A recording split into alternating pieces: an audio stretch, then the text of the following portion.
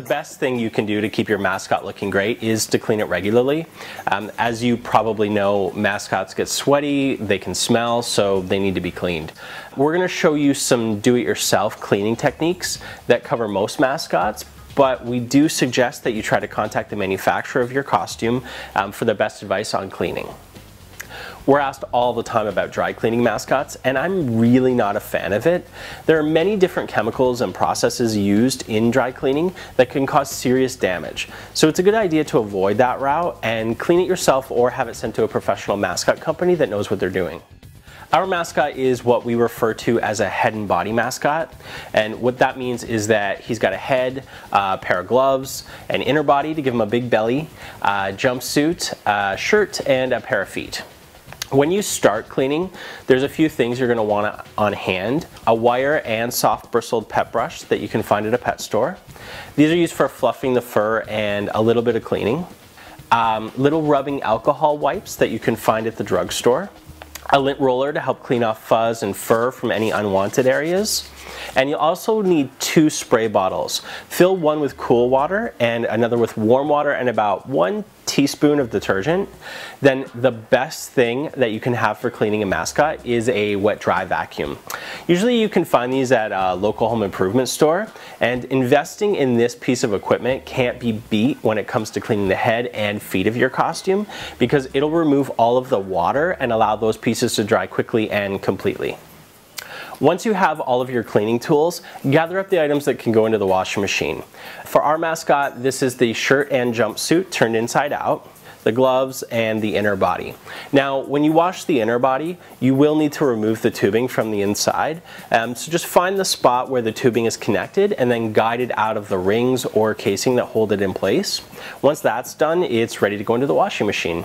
Some mascot feet do have removable foot covers. They can usually be detached by pulling apart the Velcro around the base of the foot form. Be careful on items like this though. If there are any plastic buttons or delicate hand-sewn pieces like claws, then you'll want to just hand wash the piece in cold water and let it hang to dry. And in general, if you're not sure if something can go into the washing machine, then just hand wash it in cold water and hang it up. If you have any little spots on the costume, you can try to remove them using a stain remover. However, be careful, check with the manufacturer of your costume if you can, and don't be afraid to find a little spot somewhere on the inside of the costume that isn't visible, and give the fabric a little test to see if it's going to lift any color or damage the fabric in any way. I've seen people throw a mascot head and feet in the bathtub and hose them down to clean them and drip dry. I'm not a big fan of that because the water sits there too long and it can get that wet dog type of odor.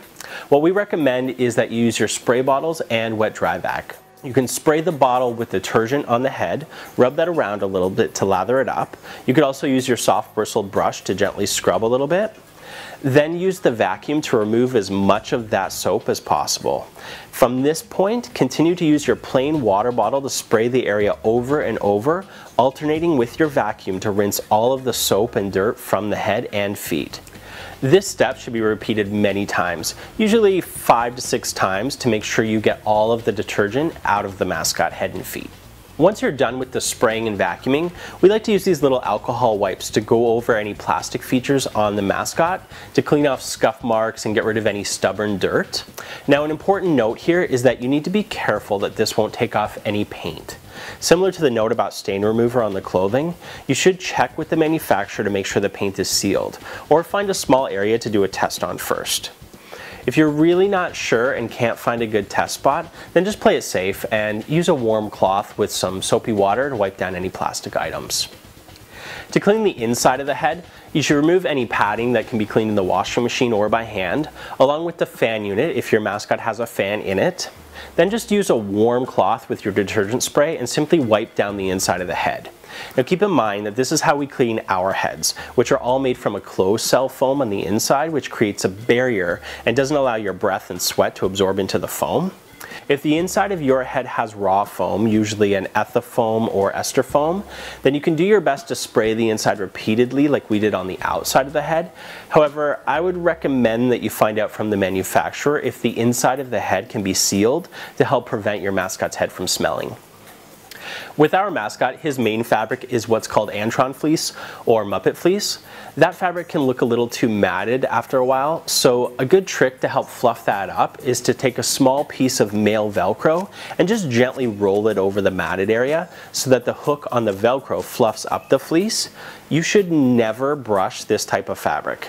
That will pull too much of the fiber and ruin the overall look of the costume.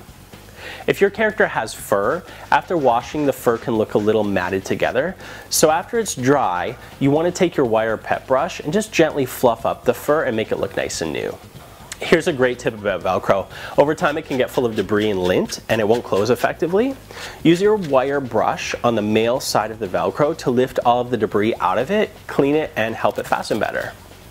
After all of the items that were put in the washing machine are finished, we just take them out and hang them to dry. Then once they're dry, it's a great time to go over all of the seams to see if there are any small holes. If you do find a hole, then you should get it sewn up as soon as possible so it doesn't get any worse and so your mascot looks its best. If you have any questions, contact us at hogtownmascots.com or me directly. My name is John Kernigan and my email address is john@hogtownmascots.com.